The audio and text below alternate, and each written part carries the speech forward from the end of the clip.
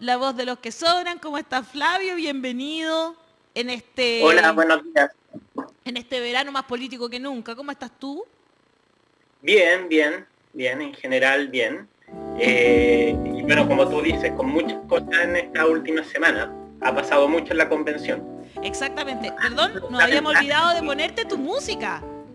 que Como eres el único que tiene su propia música, se nos había... tenemos que usarlo, obviamente. Claro. Es muy Todavía complicado. falta el jingle. El jingle lo tengo que Bueno, grabar yo. Vuelvo a hacer la llamada a Es la verdad. comunidad de los que sobran que escuchen esta música y hagan un jingle de Flavio A mí me que gusta está caleta con la esta música. música. No, sí, yo voy a grabarlo. Lo voy a grabar, tengo todo en la casa para grabarlo. Así que con Que Roberto... ellos nos manden la letra nomás y la Ale la va a cantar. Eso. Nos manden la letra y yo invento con Roberto aquí inventamos un... Roberto, ¿te animas? Y obvio, dice, ¿viste? Juntos ahí vamos a estar haciéndote algo, Flavio. Algo se Hacer nos un va a ocurrir. coro. Vamos a hacer unos coritos, a dos voces. Un coro. Oye, ¿sabes que nos estamos viendo en Twitch también ahora, Flavio? Y nos han mandado caleta de cosas divertidas. Dice, Sargento Towala dice, muchos gamers somos de los que sobran. Solo falta más difusión en este medio. Y Fabo Burgos dice, un saludo a la comunidad gamer de los que sobran. Ahora tenemos una comunidad gamer. Me encanta. Me encanta. Voy a tener que ponerme a genial. jugar, eso sí. ¿Tú cómo eres para los juegos de video y esas cosas, Flavio? Más o No menos juego nomás. desde que era niño, honestamente.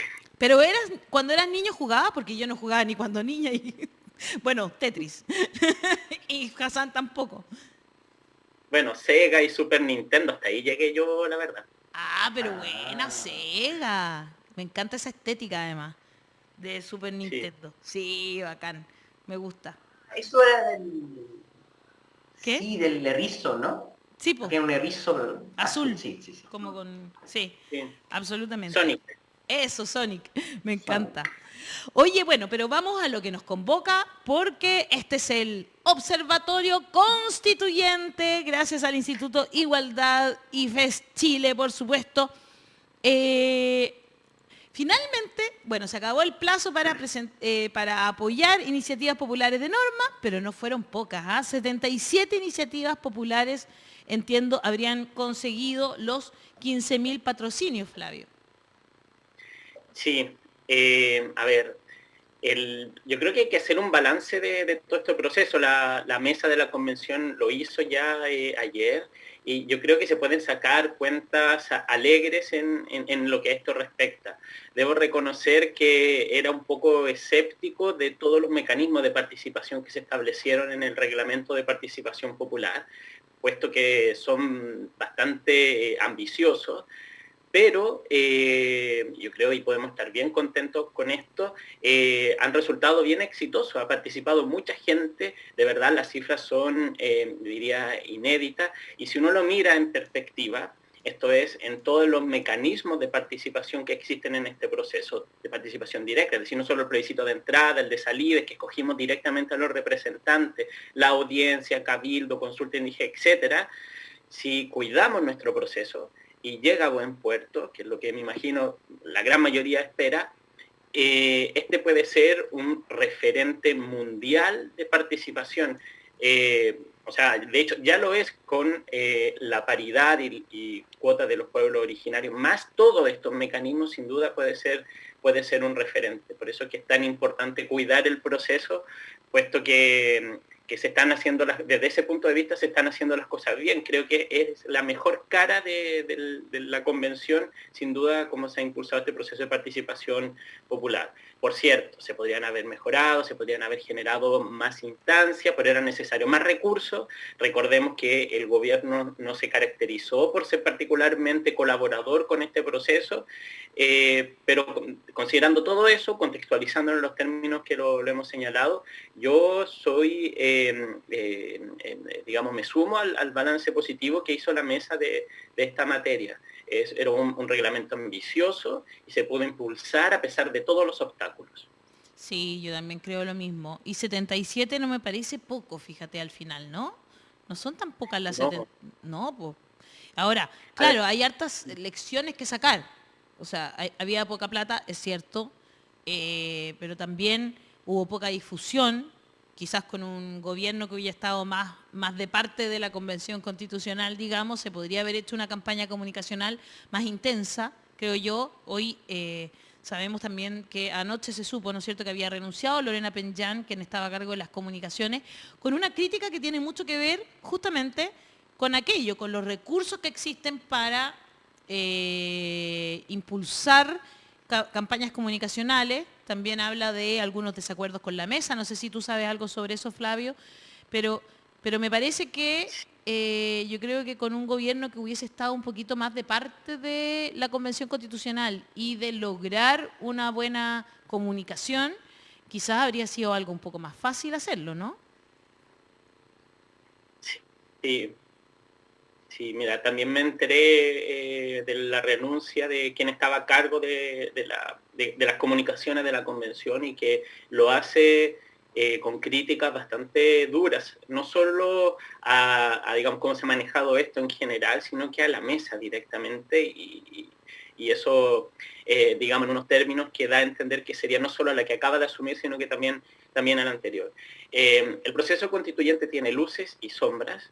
Esta es una experiencia inédita en nuestra historia, es la experiencia más democrática que hemos tenido por lejos en nuestra historia, sin duda, y es motivo de alegría y orgullo, es un referente, como lo veníamos diciendo, de participación, pero bueno, también hay aspectos que no son del todo positivos, que yo creo que uno puede también legítimamente criticarlo, y creo que es necesario que la mesa se tome más en serio esto. Hoy en día tiene varios desafíos el proceso. Uno, en ser capaz de comunicar bien lo que se está haciendo. Por ejemplo, varias iniciativas populares, quizás por el título, se caricaturizaron. Yo entiendo el que uno quiera poner un título que sea llamativo para la ciudadanía para que lo apoye. Sí, Como, y eso fue lo que pasó, la legalización de la marihuana. Claro. Por ejemplo, no es lo que decía la norma. La norma planteaba reconocer un derecho a la autodeterminación en términos más amplios que lo que tenemos hoy, de manera tal de que, por ejemplo, la legalización de la marihuana fuera algo constitucionalmente posible. No es que íbamos a poner en la Constitución un derecho a consumir marihuana. Entonces, lo mismo con el aborto. Son otros principios de los que se habla en la norma, ¿no? Exacto. Entonces, por lo mismo es necesario una mejor comunicación de lo que se está haciendo y yo creo que es relevante que la mesa se tome esto bien en serio. Así como también es relevante, si quieren, bueno, ahí damos pie a conversar algunos temas que se han estado discutiendo en las comisiones. Es relevante también que la convención asuma que uno de sus otros grandes desafíos es que corre contra el tiempo. Quedan pocos meses. Por cierto, lo hemos conversado, el proceso de elaboración de la propuesta de norma constitucional es, digamos, una especie de embudo. Se van quemando etapas y se va a ir generando un texto que se va a ir sucesivamente revisando. Pero queda poco tiempo y sería deseable ya que empezasen a haber conversaciones en vistas a que hay que lograr 2/3 en este poco tiempo. O sea, propuestas que sean políticamente viables en el sentido de que sean capaces de alcanzar los 2/3. Y no solo eso, sino que también me permitiría añadir que el éxito de este proceso constituyente no se va a medir solo en que logremos una nueva constitución, esto es que la propuesta sea aceptada por la ciudadanía en el plebiscito de salida, que no hay que darlo por obvio, que se va necesariamente a aprobar, sino que también en que consigamos un texto constitucional que sea capaz de encauzar la crisis que vivimos y de encauzar el proceso político chileno en las próximas décadas. O sea, si estamos con un texto constitucional que a los pocos años, luego un grupo importante de la sociedad lo único que quiere es cambiarlo, como sucede con el texto actual, tampoco podríamos evaluar necesariamente como exitoso el proceso si eso pasa. Entonces, con eso en vista, y que queda poco tiempo, es deseable que los convencionales empiecen a hacer ese trabajo político y técnico también de alcanzar esos acuerdos y esas propuestas. Mira, tenemos hartos comentarios. Vivi Bustos dice, renunció Lorena Penjan, se refiere, pero Baza dio una entrevista hoy en ADN y dijo que confiaba en el equipo de comunicaciones de la Convención Constitucional. Nosotros estamos investigando, estamos como programa, ¿no es cierto?, sobre este tema, pero queremos hacerlo de manera responsable, escuchando a ambas partes, ¿no? No solo teniendo el comunicado de Lorena, sino además, ojalá conversando con ella y también con la mesa y con distintos convencionales que nos puedan dar su opinión sobre lo que está sucediendo. Gloria Gálvez dice, de las mías viví, solo una no llegó a las 15.000, por lo menos hasta la última vez que vi, y era la iniciativa de Sharp, la misma que apoyaba la Ale, que es la nuestra, sí. Pero yo, fíjate que hay algunos temas que no me preocupo tanto que no hayan conseguido las 15.000 firmas. Creo que ponerlos ahí también implicaba para nosotros con Sharp poner, por ejemplo, un tema que a lo mejor se habla poco en general, pero que yo sé que dentro de la Convención Constitucional sí se está conversando, porque tiene que ver con el Estado regional. Ya vamos a hablar sobre eso y la descentralización del país. Pero a nosotros nos importaba poner el acento en los gobiernos locales, porque podemos tener regionalización, pero sin gobiernos locales fuertes, esa regionalización podría transformarse también en una centralización de las regiones. O sea, que finalmente sean las capitales regionales las que tengan el poder, y si los gobiernos locales no lo logran y no son fuertes, tampoco vamos a ser un país descentralizado. Ahí, bueno, ahí es una reflexión que ya comparto con ustedes, pero antes me gustaría escuchar a Hassan sobre también las normas, las iniciativas populares de normas y cuál es tu análisis, Hassan, ya habiendo cerrado este proceso.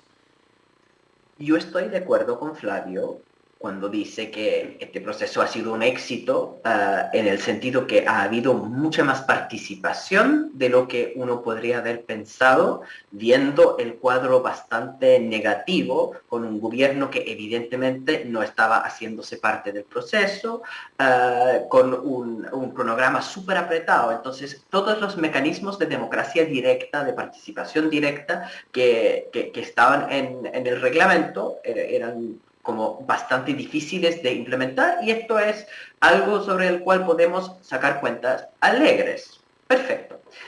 Una segunda pata de esto es que hay que entender los riesgos de la democracia directa, y eso yo creo que es súper importante porque la democracia directa en la convención es un primer ensayo por lo que va a ser la democracia directa en la nueva institucionalidad.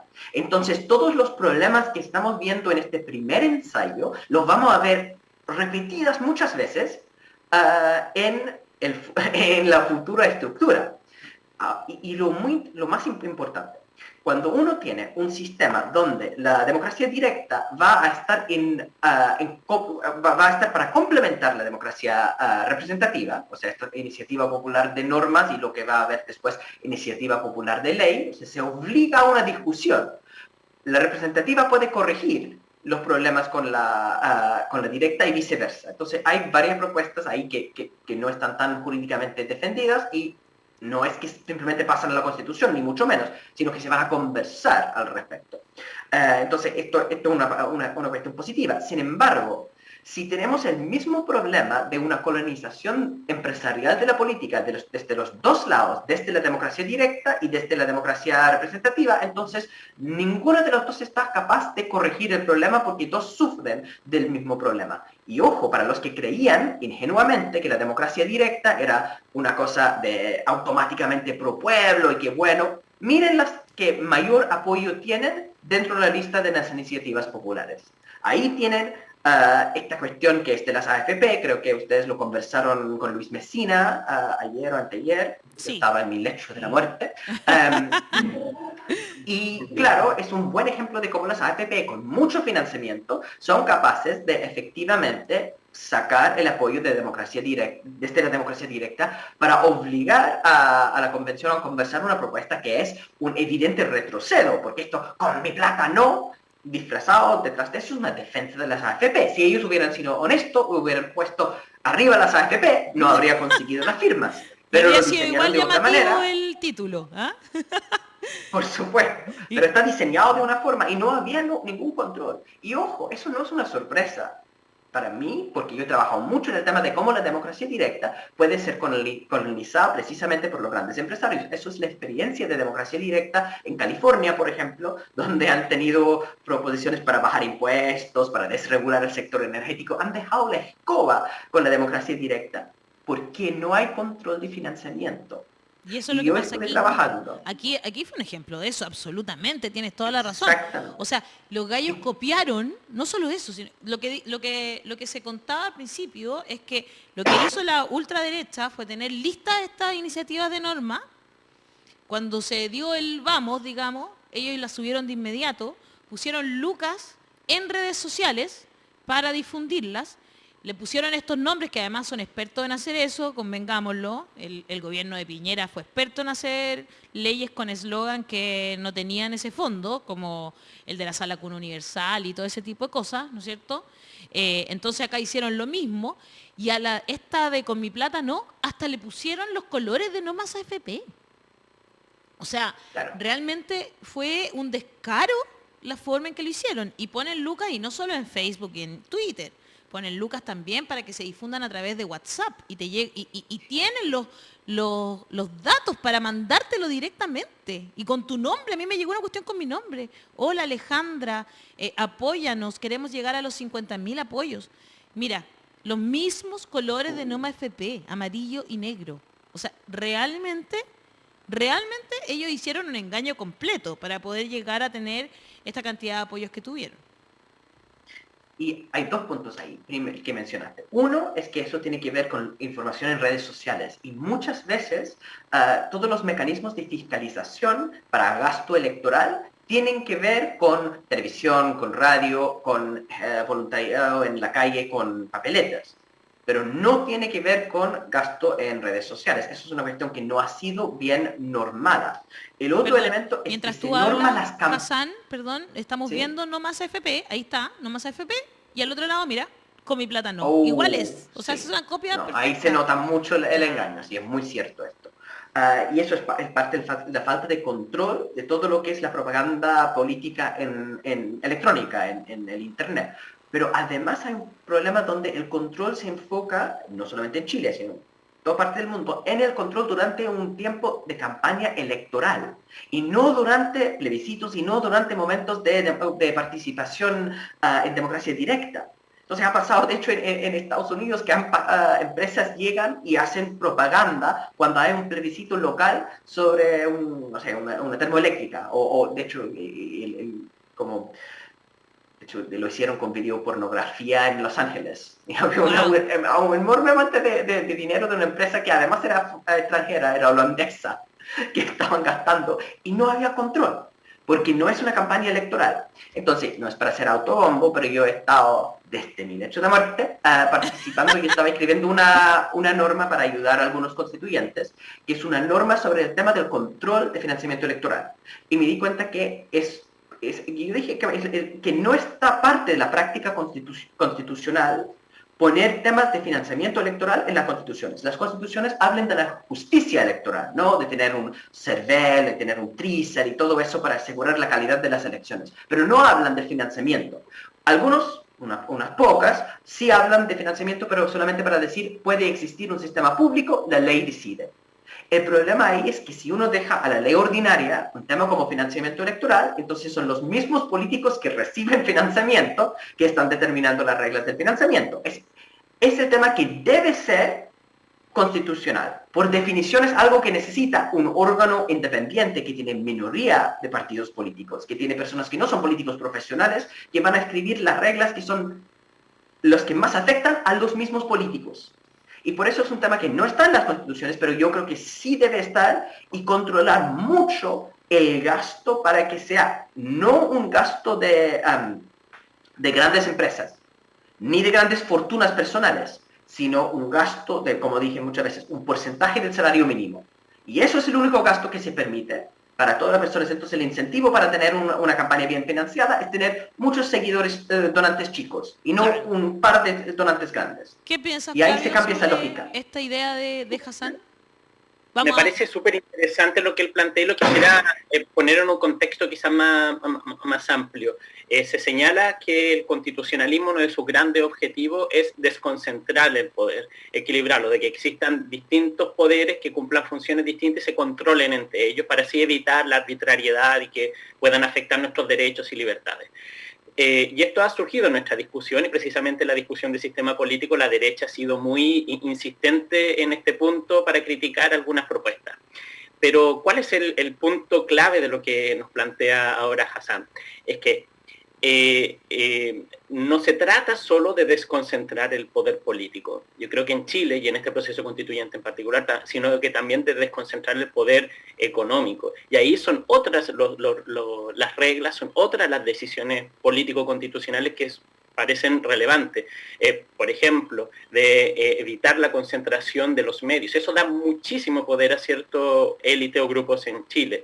Evitar también la connivencia entre los grandes grupos económicos y las autoridades políticas, que es lo que nos plantea ahora a propósito de las reglas de financiamiento electoral. Evitar también los monopolios o oligopolios, las integraciones que hay, por ejemplo, en materia de comunicación, que es lo más complejo en nuestro medio.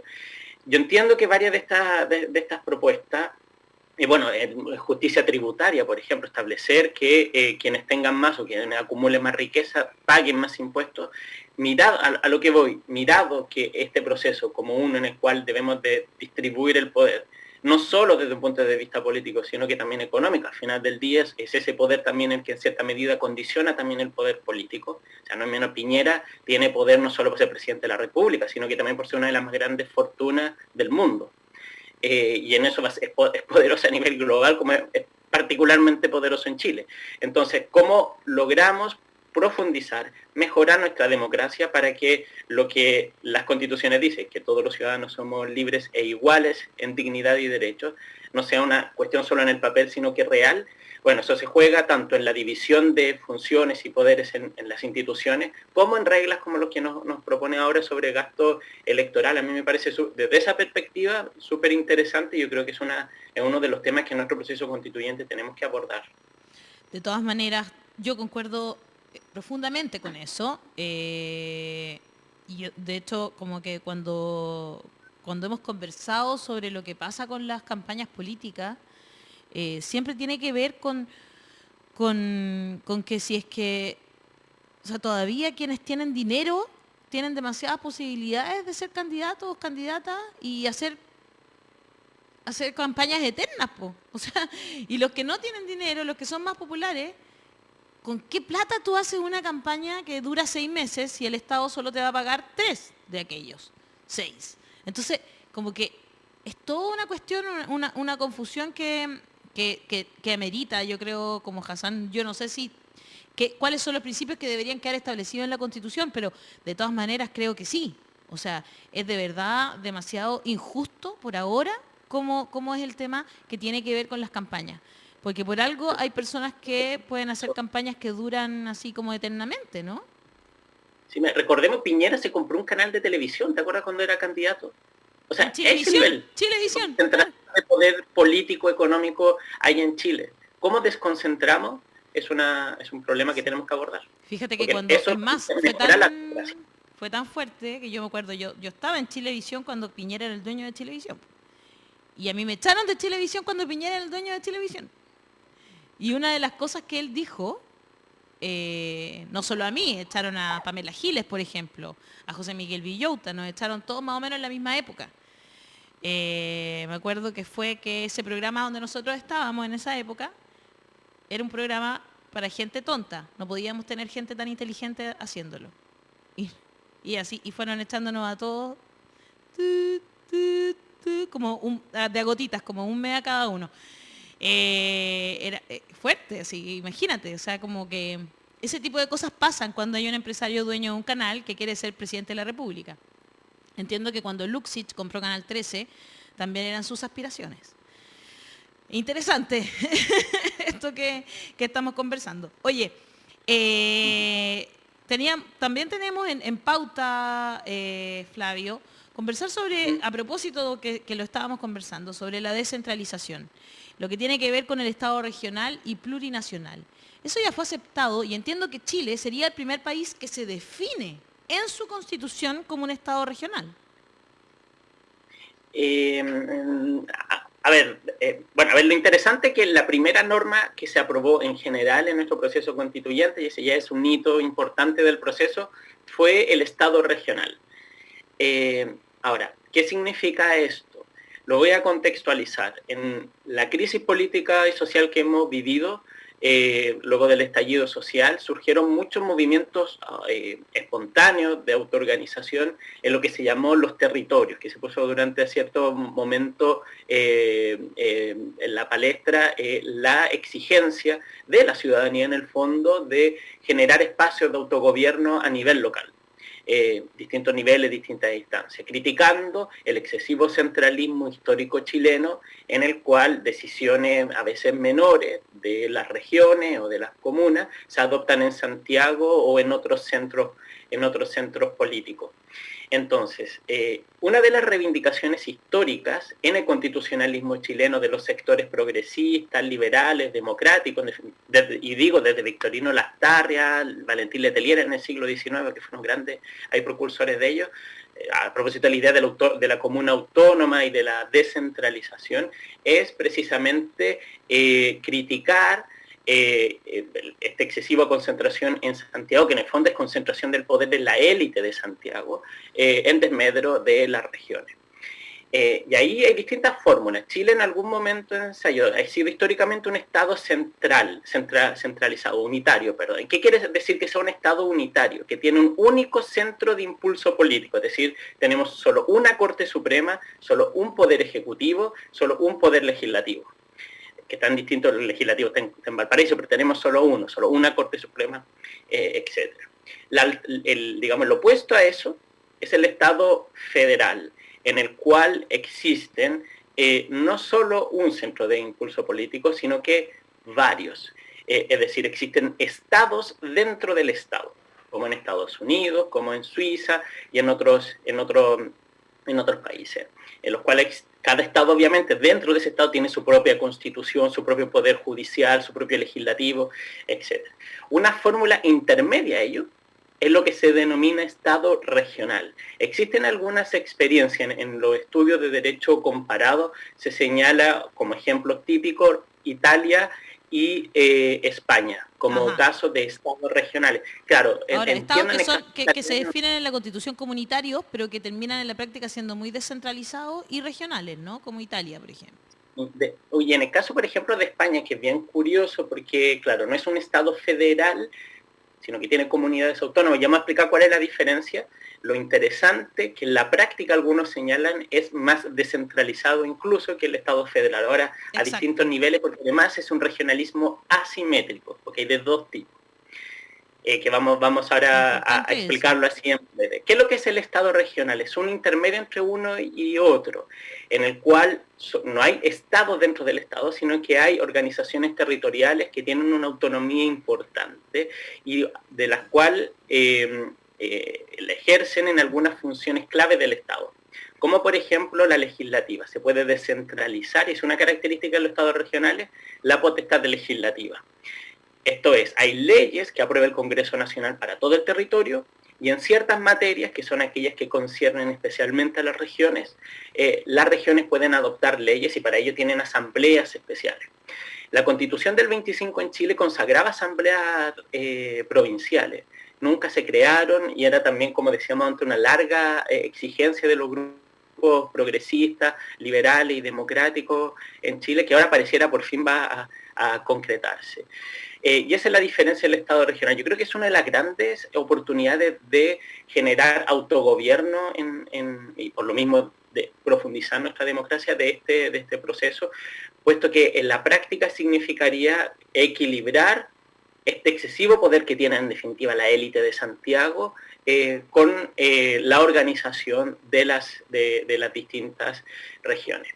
Ahora, esa regionalización puede ser simétrica o asimétrica. Es simétrica si todas las regiones se organizan igual y tienen las mismas potestades iguales. Y es asimétrico si existen algunas regiones que por características particulares tienen atribuciones, potestades o un estatuto jurídico particular. Creo que Chile, por la definición de Estado plurinacional, va a avanzar hacia un regionalismo asimétrico, es decir, algunas regiones, las cuales, por ejemplo, los pueblos originarios tengan alguna identificación más importante, como en la Araucanía, por ejemplo, puedan tener más atribuciones, y esto ya existe en el texto actual por reformas constitucionales posteriores, ciertas regiones del país como Isla de Pascua y las Islas Juan Fernández tener un estatuto particular. Y de hecho, entre paréntesis, en el proyecto constitucional de Salvador Allende, precisamente se avanzaba bien atisbo también de un regionalismo asimétrico. A lo que voy, creo que existe una oportunidad, existe una larga reivindicación en nuestro país por más autogobierno. Sí. No se ha podido concretar, esa es la realidad. El peso de centralismo santiaguino ha sido tremendo. Gabriel Salazar en su libro sobre la formación del Estado en Chile lo explica estupendamente, ha sido tremendo. Y esta es la oportunidad, esperemos, del proceso constituyente de hacerlo bien, y por lo visto aquí hay bastante consenso en todos los sectores políticos hacia avanzar hacia un Estado regional, y esperemos que así sea. Sí, yo también he visto mucho consenso en eso. Me preocupa solo que también los gobiernos locales tengan peso, porque sin los gobiernos locales con peso, descentralizar va a ser complejo. Yo ahí creo que es súper importante. Y bueno, y también lo que pase con el Parlamento, ¿o no, Hassan? También la unicameralidad o la bicameralidad, pero que también haya asimetría, ¿o no? Sí, es más fácil en el caso de un modelo unicameral que en el caso de la estructura como regional del país, porque en el caso de una unicameralidad, la única cosa que hay que hacer es tener dos tipos de diputado o diputada, ¿cierto? Y eso es algo que existe en muchas partes del mundo. Alemania es el caso paradigmático, ¿cierto? Donde hay representantes elegidos a nivel nacional y representantes elegidos a nivel regional o local para hacer estos dos tipos de representación en el órgano institucional nacional. Ahora, es distinto cuando uno habla porque al final son dos tipos nomás, y es bastante obvio, ¿ya? Todas las personas tienen el mismo derecho de votar para un diputado o diputada que es a nivel nacional y otro que es de su distrito. Cuando uno habla de un regionalismo asimétrico, entonces ciertas personas van a tener gobiernos regionales con menos poderes. Y eso implica entonces que distintos ciudadanos de la misma república van a tener menos o más fuerza con sus votos. Ocurre, no estoy diciendo que es algo impensable. Tiendo a pensar que mucho de esto tiene que ver con los problemas muy particulares de las naciones, los Estados-naciones que tienen esto. Por ejemplo, España, la razón por la cual tiene el sistema espantoso que tiene es porque tiene un grave problema de unidad nacional, ¿no? España está súper mal gobernado, no sé cómo puede ser ejemplo de positivo. Es que el tema es que hay, por ejemplo, Cataluña, ¿no? Hay gran parte de la población que no se siente español. Claro. Entonces todo eso es una descentralización para apaciguar la rabia que tiene. Claro.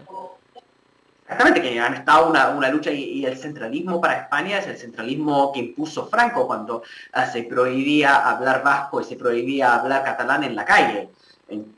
Pero después llega esa idea y está súper vinculado con la extrema derecha, prohibir eso, pero hay personas que no quieren la separación del país en distintas subnaciones. Entonces ahí tienen un problema enorme que es de la construcción histórica del país, con cultura, con idioma, con todo esto muy aparte. Y con poblaciones similares. Que el problema chileno es tan distinto porque tenemos un tercio de la población en la región metropolitana, que a mi modo de ver muy brutal, como muy de números, es si a un tercio en la región metropolitana, por ende el país puede tener 3 regiones. Porque si no, ningún país va a tener las mismas atribuciones que la región metropolitana. Claro, lo que pasa es que también hay un tema económico, ¿no? De inequidad territorial, que finalmente es porque las grandes mineras, ¿dónde tributan? En Santiago. Las grandes forestales, ¿dónde tributan? En Santiago. Las grandes salmoneras, ¿dónde tributan? En Santiago. Entonces, hay un tema que es administrativo, pero también hay un tema que es tributario, efectivamente, y hay un tema que también es político. Y estamos tratando desde la política de, ¿no es cierto? Corregir eso, ¿no? En todos esos niveles, digamos. Pero en eso a nivel central, se podría enfrentar inequidades locales. Porque ahí uno define centralmente cuáles son las zonas que están pagando, por ejemplo, externalidades negativas de un proyecto productivo y ellos reciben de vuelta indemnización adicional por lo que están sufriendo. Qué interesante este tema. A mí me encanta. Podríamos estar toda la mañana hablando de esto. Pero me parece que en la constituyente va avanzando. Creo que uno de los temas que se han tomado más en serio, hay una comisión de sistema político, una comisión de sistema, ¿no es cierto?, que donde se están conversando todo esto que tiene que ver con la administración del Estado de una manera muy, muy profunda, ¿verdad, Flavio? Como ya para Sí, que vayamos cerrando este tema. Sí, yo quisiera añadir solo una cosa a propósito de lo que tú mencionabas. Bueno, para reaccionar a lo que decía Hassan sobre el modelo de Estado y las particularidades de Chile, sí, eso es cierto. Estoy completamente de acuerdo en que es necesario pensar la descentralización haciéndose cargo de la realidad chilena, que es distinta a la de los estados regionales como España y como Italia, porque tienen problemas históricos, culturales muy distintos. Claro. Ahora, también Chile tiene ciertas particularidades que exigen o que llevan a esa descentralización, como el tema de los pueblos indígenas. Pero no quisiera decir una cosa a propósito del gobierno locales, porque eso no alcancé a mencionarlo. Las constituciones chilenas también se han referido usualmente a los gobiernos, a las municipalidades. La constitución actual lo señala. Y hoy en día la constitución actual señala que Chile no tiene gobierno local, sino administración local. Exacto. ¿Y qué es lo que significa esto? Que en el fondo, que la descentralización actual la impulsó la dictadura. Ha tenido alguna reforma importante en 91, reforma importante a la ley de municipalidades durante los tiempos de democracia, pero la estructura de la descentralización regional y local, en sus líneas más gruesas, viene desde la dictadura, de la reforma administrativa de la dictadura. Y en el fondo, ¿qué es lo que quiso hacer Pinochet? Para dominar todo el territorio chileno, en el fondo poner unos Pinochet, así lo explicaba la otra, poner unos Pinochet chiquititos a nivel regional y otro a nivel local. Es decir, no está pensado como autogobierno, como democracia local, sino como administración centralizado desde el centro de todo el territorio nacional. En el fondo, cómo el poder desde el centro se despliega en todo el territorio nacional. Esto ha tenido matizaciones, por cierto, en la reforma constitucional del 91, en la reforma que se le han hecho a la ley de municipalidades, exacto, que le entregan cada vez más atribuciones a la municipalidad. Y por eso que es un poco hipócrita la definición de la constitución actual de administración local, que niega gobierno local, es decir, que pueda definir políticas, no solo administrar definiciones de otros, sino que definir sus propias políticas. No es tan así, porque si uno lee la ley de municipalidades, tiene más atribuciones, pero esto hay que repensarlo, y de hecho, como lo decíamos al comienzo, esta es precisamente la posibilidad de autogobierno, en ciertas materias, obviamente, no a nivel claro, de las grandes definiciones políticas. O sea, por ejemplo, cómo y dónde construir las plazas, cómo administrar el servicio de aseo o ornato, cómo administrar adecuadamente o tener una buena vinculación de las comunidades locales con la prestación de los servicios sociales, como la salud, la educación, donde obviamente es necesario hay una mayor coordinación y mayor, podemos decir, mayor feeling o feedback con la propia comunidad, que la comunidad sienta que esto les pertenece a ellos.